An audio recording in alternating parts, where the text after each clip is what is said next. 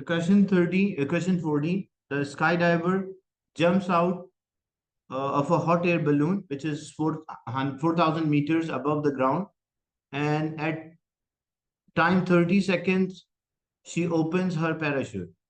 Figure 1.1 is a speed time graph for her fall, as you can see. Label with letter X at a point on the graph where the skydiver opens the parachute. So as you can see, this we already did in the class, that the motion of a skydiver.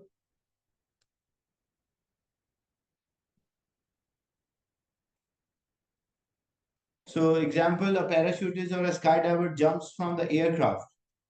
First, his weight is acting downward, so he will accelerate or he will have a constant acceleration due to his weight. And the speed will increase, but don't say acceleration increase. Acceleration never increases for falling object. Either it will be constant or decrease. It cannot increase. Then what happened? The air resistance tried to oppose the motion, so resultant force on the skydiver decreases. So acceleration decreases. Still, speed is increasing, but the acceleration is decreasing. The moment he opened the parachute, the weight and like here, the first terminal speed is without opening a parachute, the first terminal speed, when the downward and upward forces are equal, there is no resultant force. And the constant speed when at which he falls, that is known as a terminal speed. Then the moment he opened the parachute, the upward force is more than the downward force. So it's not like he will move upward, he will decelerate or he will slow down. And then as he slowed down, the air resistance decreases. Again, it balances with the weight. And now he will have a new terminal speed. And this terminal speed will be smaller than the initial one. So this is a part where the skydiver jump.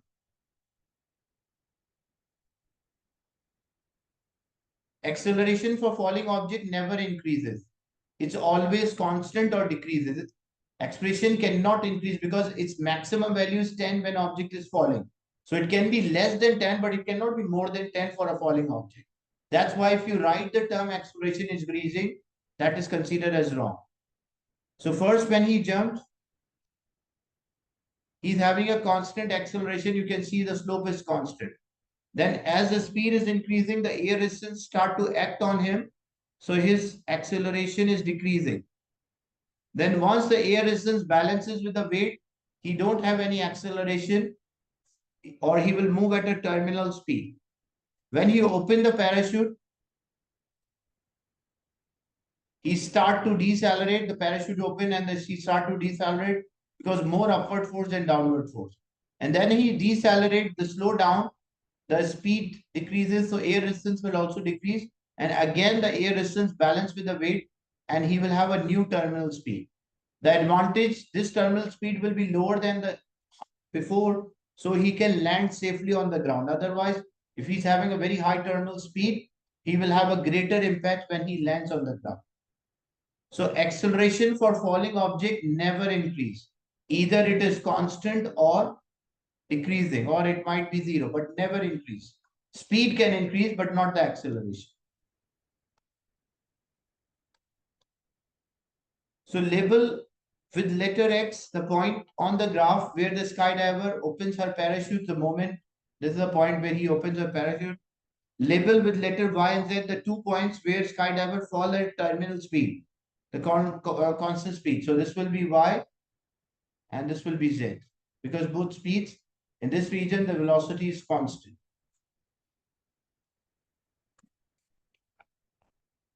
Describe in terms of forces acting on the skydiver, her motion between leaving the balloon and opening her parachute. So first, what will happen? The points which you should always include when object is falling. So first, the force of a gravity or weight is acting on the skydiver.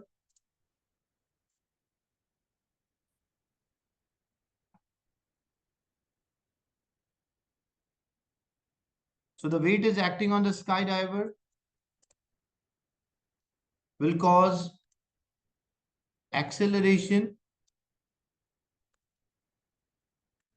and the speed of the skydiver will increase. As a result, when the speed increases, the air resistance will increase, which oppose the motion,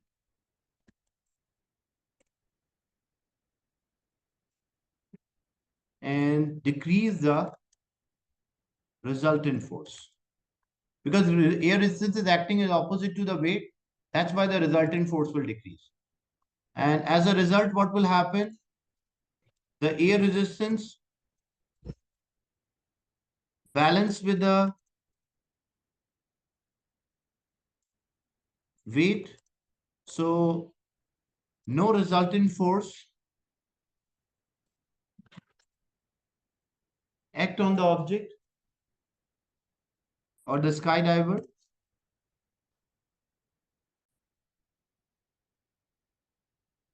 So as a result, when air resistance balanced with the weight, the skydiver will fall with a constant speed or does not accelerate. These are the points you should include for this question. Then calculate the average speed of a skydiver in first 4 seconds. Average speed is the total distance over total time. We have a speed time graph. So how we can find, because the question is calculate the average speed. What is the formula for average speed? The average speed is the total distance traveled by the object divided by the total time. So what is the total? It's a speed time graph. So speed time graph, what is the total distance? Total distance is the area under the graph. So for first 4 seconds, what shape it appear? It appeared to be a triangle. So we'll find by using half base into height. So in which the base is 4 and the height is 40. And we don't have to convert the time into seconds, it's already in seconds.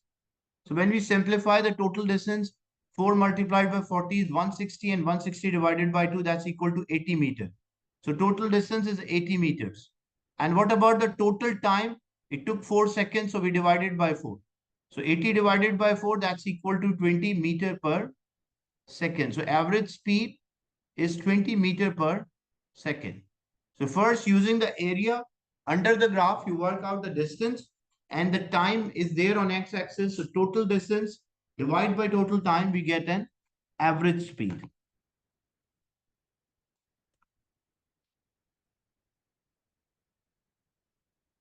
In question 15, define a moment of a force about a point. So it's the product of force multiplied by perpendicular distance.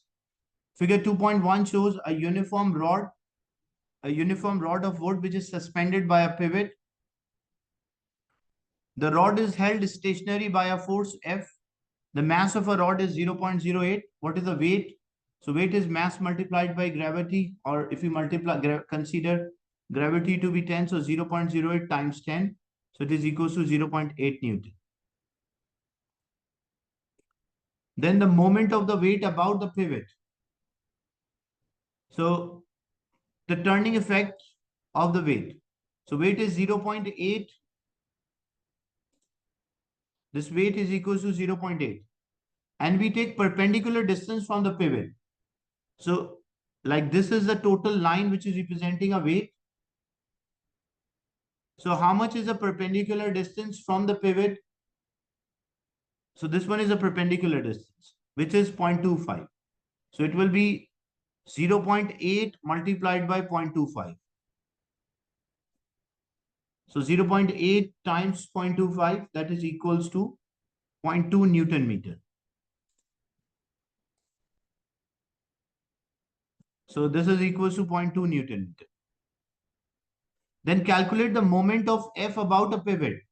How to work out a moment of F about a pivot?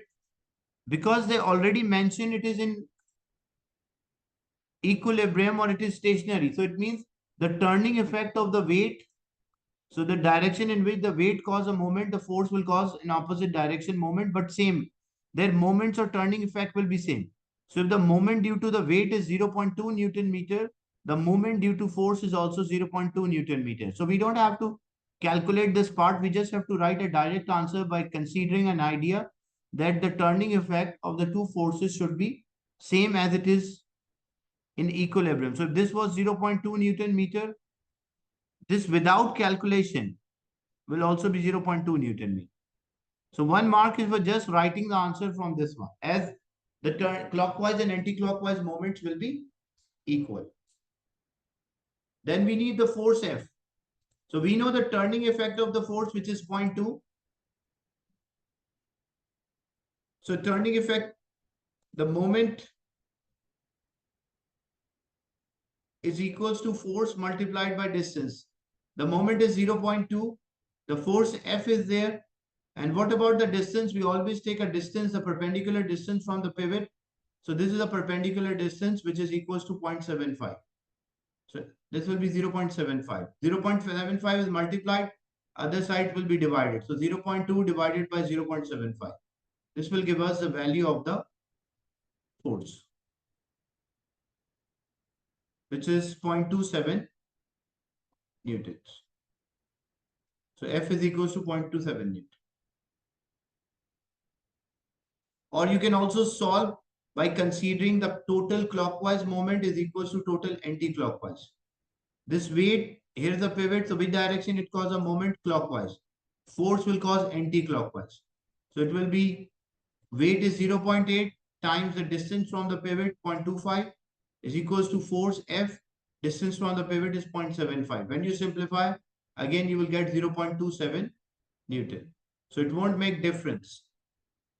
If you consider clockwise equal to anti-clockwise, or you already have the anti-clockwise moment, you just divide it by force to get the, you divide it by the distance to get the force. The angle between the rod and the vertical is increased. State whether the force F needed to hold stationary must increase, decrease, or stay same. Look, first the angle was 34. But now if the angle has increased,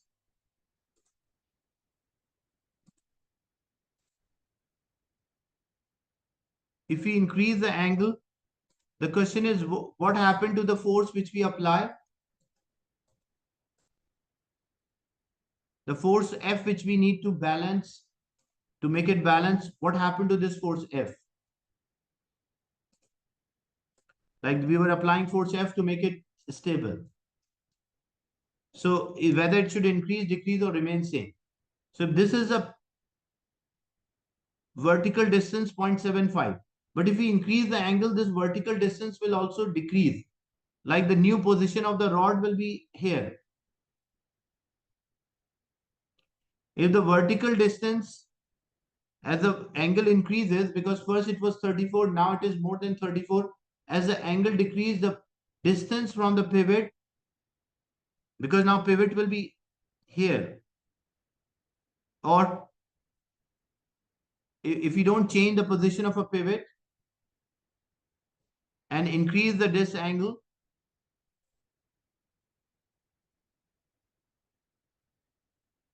so what will happen?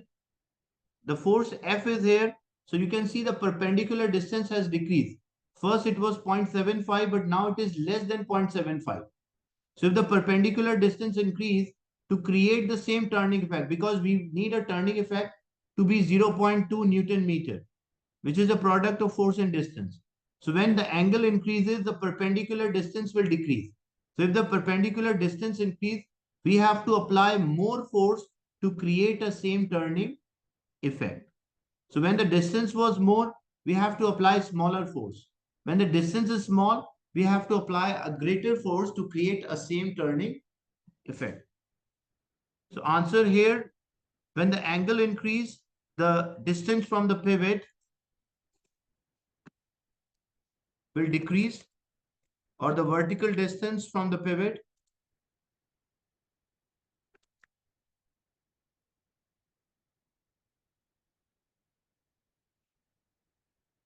will decrease. So to create a same turning effect, the force must increase. So we have to increase the force. 1 mark is for increasing the force. 1 mark is for mentioning the distance from the pivot, or the perpendicular distance from the pivot to the force has decreased if the angle increases.